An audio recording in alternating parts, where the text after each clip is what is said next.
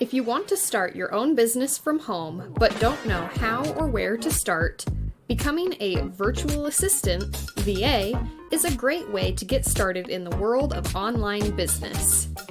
Setting up a virtual assistant business is easy because it uses administrative and creative skills you probably already have from other jobs, your career, or college. You can also start a virtual assistant business quickly because you just offer a list of services for a set rate. Most of the time, you don't have to buy anything to get your virtual assistant business up and running. You can probably make money with the technology and tools you already have at home. In this video, we will tell you how to start a home business as a virtual assistant. But before we start, welcome to Cool Cash Cows. I'm Cool Cash Cow Connie, and here's a big moo-moo to you for joining our Cool Cash Cows community and making money online with us today. Go ahead and pound that subscribe button and slap that bell icon so that you don't miss any of our money-making secrets. Now let's do this. What is a virtual assistant? The first thing you need to do to learn how to become a virtual assistant is to decide if it's the right job for you. A virtual assistant, or VA, is usually a self-employed person who helps a business with administrative, technical, and sometimes sales and marketing tasks. The word virtual means that you can do everything online, so you can work from anywhere with a good internet connection. Most of the time, VAs help out business leaders. This can mean keeping someone's calendar and daily schedule, responding to emails, gathering information on sales goals before meetings, or even ordering water and snacks for their office. Some of the things the virtual assistants end up doing are very technical. This can mean running multiple programs to find leads and business opportunities, scheduling social media posts and email campaigns, keeping track of marketing metrics, or keeping the books. What you do and how you specialize is up to you. But before you apply for a job as a virtual assistant, you should know what kinds of tasks you are comfortable with. What services does a virtual assistant provide? Clients can ask virtual assistants to do a wide range of tasks for them. Sometimes an owner or manager will ask you to do a few tasks that are unique to them. In other situations, you might be an important part of the business and feel like you belong to the team. As a virtual assistant, you can be flexible and try out many different environments. Then, you can focus on the ones you like best. Here are some of the most common responsibilities of a VA. 1. General admin work. This includes things like managing a calendar, sorting emails, answering the phone, setting up appointments, and other tasks that are usually done by assistants on site. 2. Project management. Some VAs help business owners run projects. This means you will have meetings, ask team members for updates, and make reports on how a project is going. You might also be in charge of making sure projects finish on time and on budget. 3. Bookkeeping. Every business needs financial help.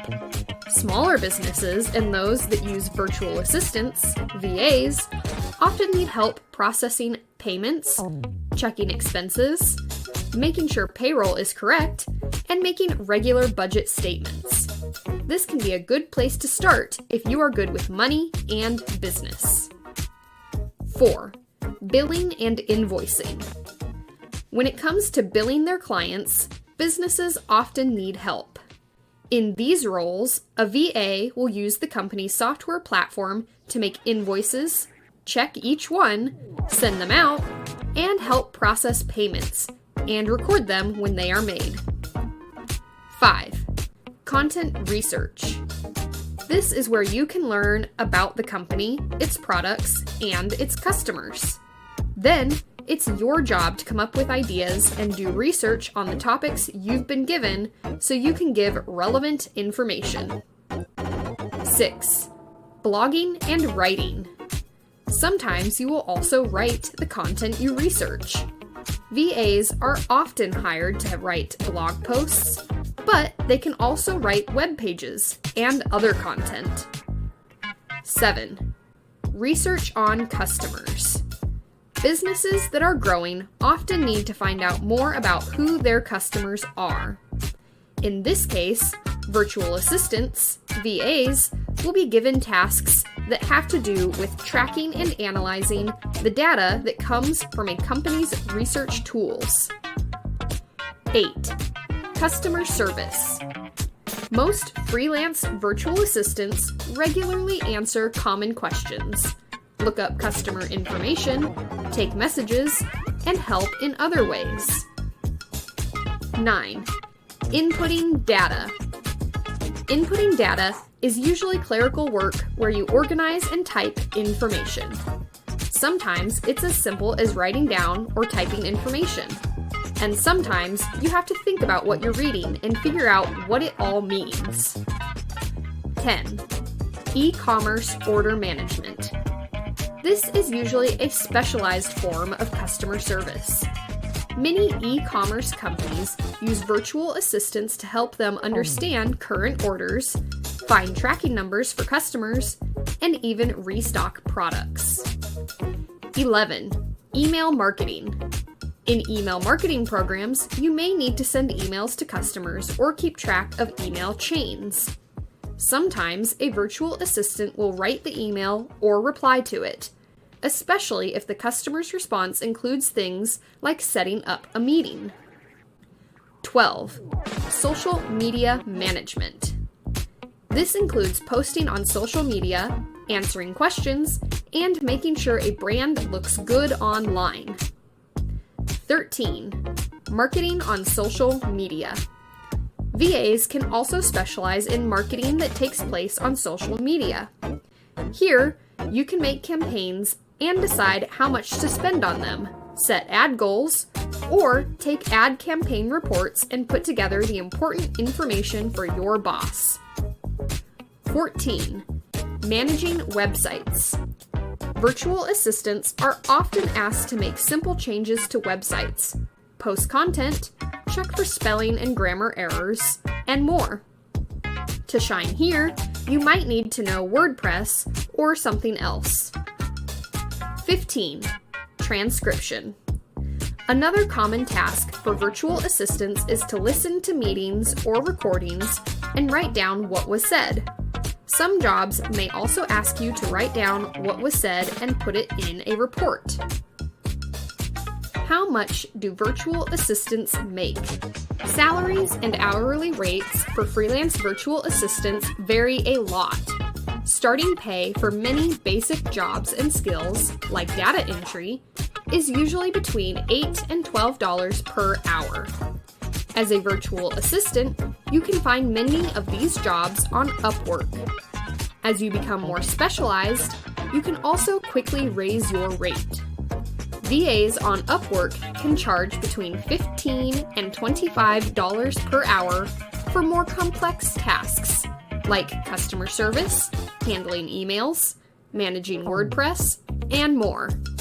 Higher rates for administrative assistants who work on their own are usually between $30 and $35 per hour, but some experts can find plenty of work for more. In the US, the average hourly wage for a virtual assistant is $18.89. But if you work as a freelancer, you can take jobs from clients all over the world. Usually, people who live in more expensive cities and countries can pay higher rates. What are the most in-demand virtual assistant services? From looking at today's job listings, we've found that these 7 tasks and requirements are some of the most in-demand services for freelance virtual assistants and virtual administrative assistants. Cold calling. Calling people out of the blue to try to get them interested in a product or service is called cold calling. People you call haven't shown interest in it before, which is what makes it cold. You may have heard of this as telemarketing. In these jobs, you usually have to make a lot of calls every day, follow a sales script, and have a very clear goal, like sell product X, or get them to agree to watch a demo. To do well, a VA will need to be able to deal well with being turned down. But being able to work from home can make that a little easier. Taking customer calls. As an administrative task, many companies are outsourcing their phones.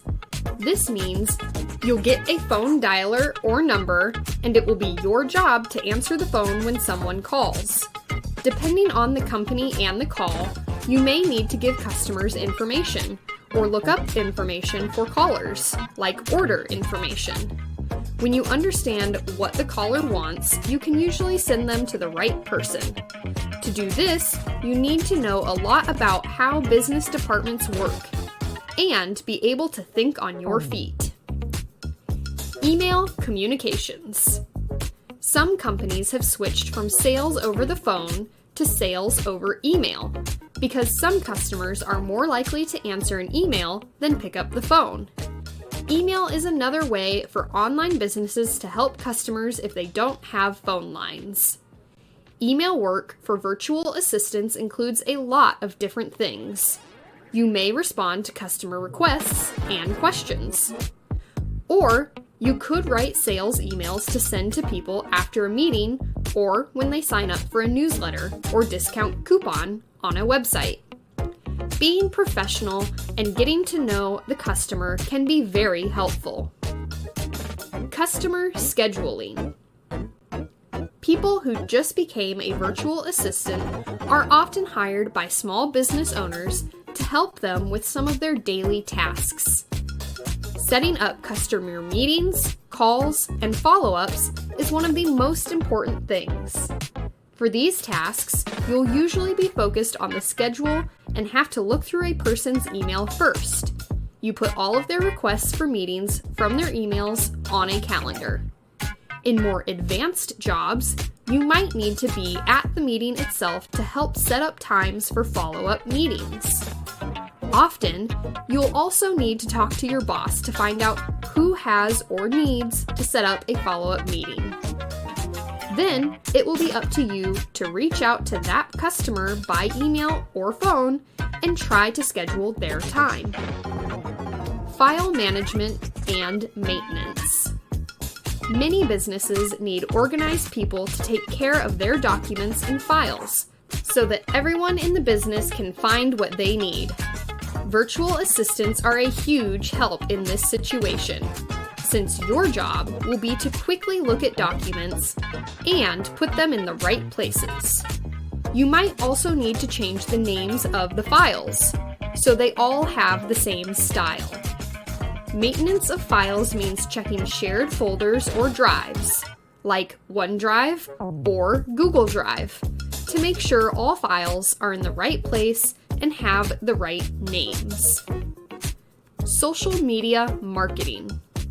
Almost every business needs to have a presence on social media, but not every business leader has the time to make that happen. So, they'll hire you to make and post content on social media sites like Facebook and Instagram. These posts need to be appropriate and look and feel like the company. Every company will have unique style requirements, so pay close attention. In addition to posting for organic marketing, you will also have to create social media posts and ads, which you will then post using the ad platforms within those services. You'll be working with not only content, but also budgets and metrics. So having a good business sense and being able to think strategically can help you find the right mix of content to make the most of your client's budget. LinkedIn lead generation. This may be the most specialized thing on our list. But businesses that sell to other businesses need it a lot. LinkedIn is used by many service providers to find potential customers based on location, industry, company size, and other factors. For these jobs, the virtual assistant will use software and searches to find people on LinkedIn, make lists of possible targets, and then send introductory messages to them once the client approves the list. For this skill, it helps to be good at business and know how to talk to business leaders. How to start a virtual assistant business in 6 steps. 1. Pick your niche or services offered. When you start a virtual assistant business, one of the first things you need to do is decide what kinds of services you will offer. As a virtual assistant, you can do a lot of different things, but you should choose a niche based on your skills and past experience. Most virtual assistants start out with basic office and business management skills, like sending emails, making schedules, helping customers, and keeping websites up to date. Many virtual assistants will also try to get work in an industry where they already have experience. For example, if you've worked with construction companies in the past, you might decide to market yourself to these companies and their needs in order to stand out from the crowd. 2. Write a business plan. Writing a business plan is one of the most important things to do before you start a business. Taking the time to put this document together will help you find out how much demand there is for this type of business, who your competitors are, what services you'll offer, and how much you'll charge, how much money you'll need to get started, when you can expect to start making money, and more. Think about it this way. At the very least, your business plan is a contract with yourself. If you want to get funding or a business partner in the future, you'll probably have to show them your business plan. It's where you can write down your business plans, goals, and even dreams. But it should also be based on facts and research. You should use your business plan to keep track of your progress and hold yourself accountable for your business. Your business plan will be like a map for your business and help you stay on track during the first months and years, which are very important. Of course, this isn't a one-time task. As your goals and plans change, you can and should go back to your business plan and make changes. 3. Register and name your business. The next step in starting a virtual assistant business is to give it a name and decide how it will be run. When naming your business, you should pick a name that is personal to you and says something about your business. The name should also be available, easy to say and remember, and not already taken. On the website of your Secretary of State, you can do a business name search to make sure the name you want isn't already taken. At this point, you'll also need to choose the right business structure for you. Most businesses are run as either a sole proprietorship, an LLC, or a corporation. Each type of business has pros and cons, and you'll want to carefully weigh your options because the business entity you choose will affect how you're taxed, how much personal liability you have, and other things.